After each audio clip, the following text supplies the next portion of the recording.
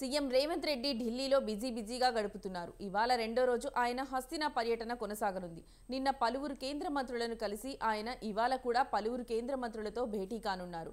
నిన్న రాజ్నాథ్ సింగ్, మనోహర్ లాల్ ఖట్టర్ని కలిశారు. రేవంత్ రాష్ట్రానికి సంబంధించిన పలు సమస్యలను కేంద్ర మంత్రుల దృష్టికి తీసుకెళ్లారు. అనంతరం ఏఐసీసీ కార్యాలయంలో కాంగ్రెస్ పార్టీ పెద్దలతోనూ రేవంత్ సమావేశమయ్యారు.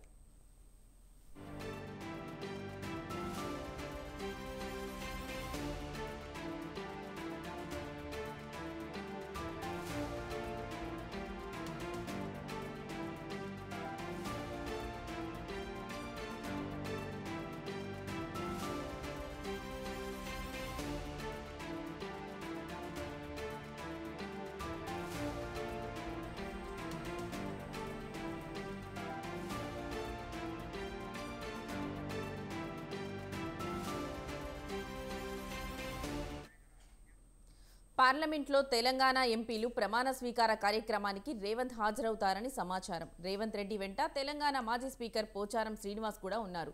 ఇటీవలే ఆయన రేవంత్ సమక్షంలో కాంగ్రెస్ పార్టీలో చేరారు. దీనికి సంబంధించిన మరింత సమాచారం నరేష్ ఫోన్లో అందిస్తారు. నరేష్, చెప్పండి. లక్ష్మి, సీఎం రేవంత్ రెడ్డి రెండో రోజు కూడా ఢిల్లీలో పర్యటన కొనసాగిస్తున్నారు. నిన్న ఢిల్లీకి చేరుకున్న సీఎం రేవంత్ రెడ్డి నిన్న ఇద్దరు కేంద్ర మంత్రులతో భేటీ అయ్యారు.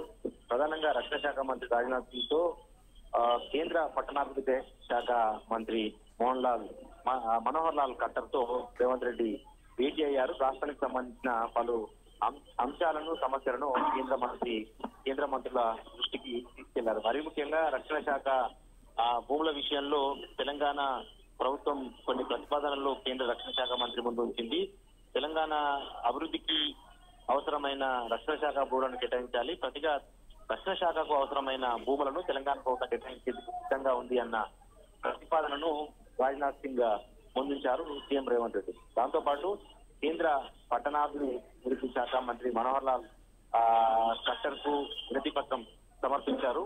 అందులో భాగంగా తెలంగాణలో దాదాపు 2.5 లక్షల ఇళ్లను పీఎం ఆవాస్ యోజన కింద మంజూరు చేయాలి అన్న అంశాన్ని కూడా కేంద్ర మంత్రి దృష్టికి తీసుకెళ్లారు. ఈ రెండు అంశాల్లోనూ కేంద్ర మంత్రులు తెలంగాణ రాష్ట్ర ముఖ్యమంత్రి రేవంత్ రెడ్డికి సానుకూలంగా స్పందించారు. అయితే ఈ రోజు కూడా రేవంత్ రెడ్డి ఢిల్లీలోనే పర్యటిస్తున్నారు. మరికొంతమంది కేంద్ర మంత్రులను కలిసి పెండింగ్ లో ఉన్న సమస్యల పరిష్కారం కోసం వినతి పత్రాలు అందజేయనున్నారు.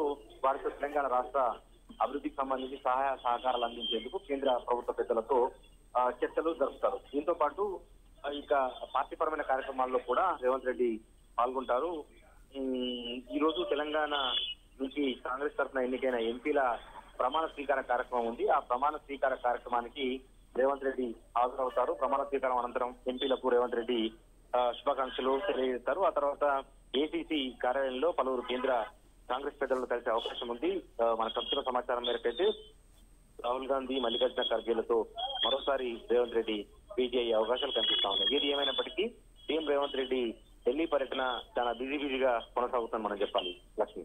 Right Naresh, thank you.